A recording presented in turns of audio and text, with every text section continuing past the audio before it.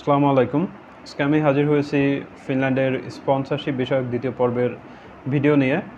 So আপনারা যারা প্রথম পর্বের ভিডিওটি দেখেননি, তাদের জন্য আমি প্রথম পর্বের ভিডিওটির লিঙ্ক কমেন্ট বক্সে দিয়ে দিচ্ছি।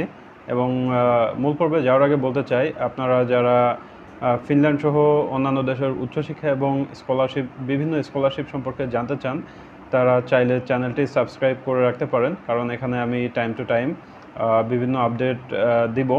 সো এখন আসি মূল পর্বে। গত পর্বে আমি আলোচনা করেছিলাম যে স্পন্সর যদি বিজনেসম্যান বা জব হোল্ডার হয়ে থাকে, সেক্ষেত্রে আসলে কী কী ডকুমেন্টস লাগবে। আজকে আমি আলোচনা করব তিন প্রকার স্পন্সর নিয়ে। যে স্পন্সর যদি আপনাকে এফডিআর ভেঙে টাকা দেয়, বা স্পন্সর যদি বাইরে থেকে আপনাকে স্পন্সর করে, অথবা আপনার স্পন্সর যদি কোনো জমিজমা বিক্রি করে আপনাকে স্পন্সর করে, সেক্ষেত্রে আসলে কী কী ডকুমেন্টস আপনাকে সাবমিট করতে হবে, স্পন্সর বিষয়ক কী কী ডকুমেন্টস আপনাকে এম্বাসিতে সাবমিট করতে হবে। সো ফার্স্ট অফ অল আমি এফডিআরের ব্যাপারে বলবো যে আপনার স্পন্সর যদি এফডিআর ভেঙে আপনাকে টাকাটা দেয়, সেক্ষেত্রে আসলে আপনি কিভাবে স্পন্সরশিপ ডকুমেন্ট রেডি করবেন।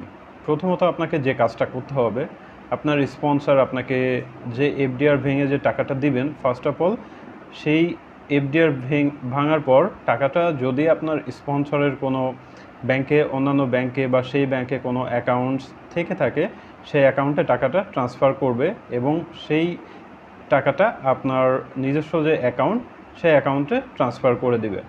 এক্ষেত্রে বলে রাখা ভালো যে এফডিআর ভাঙার সময় আপনার স্পন্সর অবশ্যই একটা সার্টিফিকেট নিতে হবে। সার্টিফিকেটটা কি? সার্টিফিকেটটা হচ্ছে এটা যে সেই ব্যাংক এটা ক্লারিফাই করতেছে যে তাদের ব্যাংকে আপনার স্পন্সর এই ডেট থেকে এই ডেট পর্যন্ত এত টাকা জমা রেখেছিল বা এফডিআর করেছিল, এটাই হচ্ছে সার্টিফিকেট। এখন কথা হচ্ছে যে আসলে এফডিআর কি একটা হইতে পারে নাকি দুইটা হইতে পারে? আসলে এটা মাল্টিপল হইতে পারে, একটা, দুইটা, তিনটা, যাই হোক না কেন হতে পারে। সেক্ষেত্রে আপনার প্রতিটার ক্ষেত্রে এরকম সার্টিফিকেট নিতে হবে যে কত ডেট থেকে কত ডেট পর্যন্ত আপনার স্পন্সর এই টাকাটা ব্যাংকে এফডিআর হিসাবে রেখেছিল। সেক্ষেত্রে ধরুন আপনার স্পন্সর দুইটা বা তিনটা এফডিআর ভেঙে আপনাকে টাকা দিয়েছিল, এক্ষেত্রে আপনাকে বা আপনার স্পন্সরকে আসলে ওই দুইটা বা তিনটা সার্টিফিকেট, এফডিআর সার্টিফিকেট কালেক্ট করতে হবে ব্যাংক থেকে। এরপরে অ্যাকচুয়ালি প্রসেসটা আসলে অ্যাজ ইউজুয়াল, যে এবার আপনি স্পন্সরশিপ ডকুমেন্ট রেডি করবেন, যে ব্যাপারে আমি প্রথম পর্বের ভিডিওতেই আলোচনা করেছি। আপনারা এটা না বুঝতে পারলে প্রথম পর্বের ভিডিওটি দেখে নেবেন, আশা করি উপকৃত হবেন। এরপরে আসি যে আপনার স্পন্সর যদি আপনাকে জমি বিক্রি করে টাকা দেয়, সেক্ষেত্রে আসলে কি করতে হবে। জমি বিক্রি করে টাকা দিলে এটাও আসলে তেমন ডিফিকাল্ট কিছু না। আপনাকে যেটা করতে হবে সেটা হচ্ছে জমি বিক্রির যে দলিল, সেটার আসলে একটা ফটোকপি করে নোটারি করতে হবে, সেটাই আসলে এম্বাসিতে সাবমিট করতে হবে। তবে এখানে একটা ব্যাপার বলে রাখা ভালো, যে অনেক সময় থাকে যে জমির বায়নাপত্র, এটা অনেকেই আসলে স্পন্সরের ডকুমেন্ট হিসাবে দেখাইতে চায়, কিন্তু আসলে এটা কোনো কাজে আসবে না। মেইন যেটা সেটা হচ্ছে আপনার জমি বিক্রির যে দলিল, সেটা এখানে কাজে লাগবে। সো মেইন কপি কখনোই সাবমিট করবেন না, এটার ফটোকপিটা আপনারা নোটারি করে সাবমিট করবেন। সেক্ষেত্রে যখন স্পন্সরশিপ এফিডেভিটটা তৈরি করবেন, এখানে একটা ব্যাপার মনে রাখবেন যে আপনার জমিটা অ্যাকচুয়ালি কবে বা কোন তারিখে বিক্রি হয়েছিল, এই সব ডিটেইলস আসলে সেই স্পন্সরশিপ এফিডেভিটে উল্লেখ থাকতে হবে।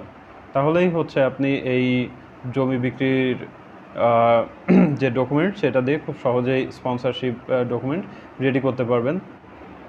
আপনার স্পন্সর যখন বিদেশ থেকে আপনাকে স্পন্সর করবে বা টাকাটা দিবে, সেক্ষেত্রে আপনাকে যেটা করতে হবে সেটা হলো, উনি যদি জব বা বিজনেস করেন, সেই বিজনেস বা জবের ধরন অনুযায়ী তার ডকুমেন্টসগুলো রেডি করতে হবে।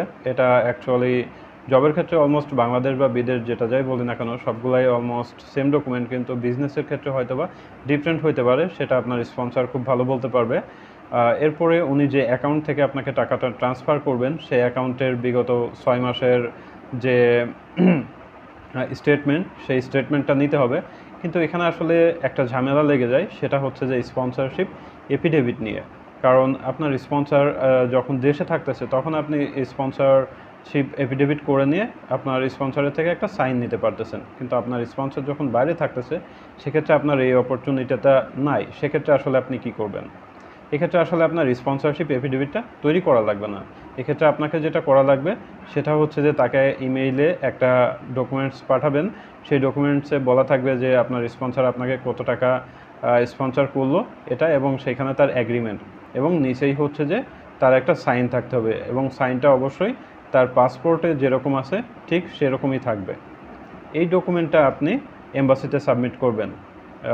অন্যান্য স্পন্সরের ক্ষেত্রে যেরকম একটা স্পন্সরশিপ এফিডেভিট আসলে এম্বাসিতে সাবমিট করতে হচ্ছিল, এক্ষেত্রে আসলে আপনাকে সেই স্পন্সরশিপ এফিডেভিটের পরিবর্তে এই মেইলের ডকুমেন্টটাই আপনাকে এম্বাসিতে সাবমিট করতে হবে। এখন কথা হচ্ছে যে কী ধরনের মেইল বা মেইলে কী কী ইনফরমেশন থাকবে, সেটা কী কী ইনফরমেশন থাকবে এই নিয়ে একটা ডকুমেন্ট আমি আপলোড দেব, এবং এই ভিডিওর কমেন্ট সেকশানে আপনারা লিঙ্কটা পেয়ে যাবেন, যেখান থেকে আপনারা স্যাম্পলটা ডাউনলোড করতে পারবেন। এই ছিল মোটামুটি বিভিন্ন ধরনের স্পন্সর সম্পর্কে আলোচনা। তবে আরেকটা ব্যাপার যে আপনারা চাইলেই নিজেই নিজেকে আসলে স্পন্সর করতে পারেন, এবং আমি মনে করি এটা সবচেয়ে ইজি।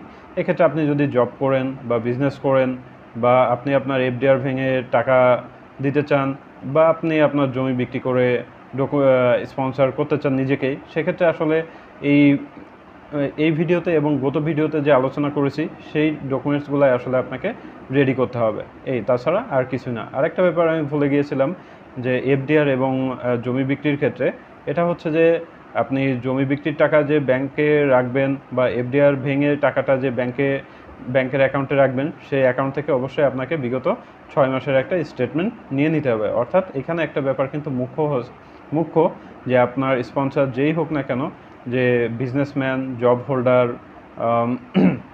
FDR ভেঙে টাকা দিচ্ছে, বিদেশ থেকে টাকা দিচ্ছে, বা জমি বিক্রি করে টাকা দিচ্ছে, প্রতিটা ক্ষেত্রে আসলে স্পন্সরের ব্যাংক অ্যাকাউন্টের বিগত 6 মাসের একটা স্টেটমেন্ট আসলে প্রদান করতে হচ্ছে। এই ছিল আসলে স্পন্সর নিয়ে সামগ্রিক আলোচনা। এর বাইরে আসলে আদার্স কোনো স্পন্সরশিপ আছে কি না আমার জানা নেই, থাকতে পারে। সেক্ষেত্রে যদি অন্যান্য স্পন্সরশিপের ব্যাপারে জানতে পারি, আমি চেষ্টা করব সেটা আপনাদের সামনে তুলে ধরতে। এছাড়া আপনাদের যদি কোনো প্রশ্ন থেকে থাকে, আপনারা গ্রুপে বা এই ভিডিওর কমেন্টে করতে পারেন। আপনাদের সকলের জন্য শুভকামনা রইল।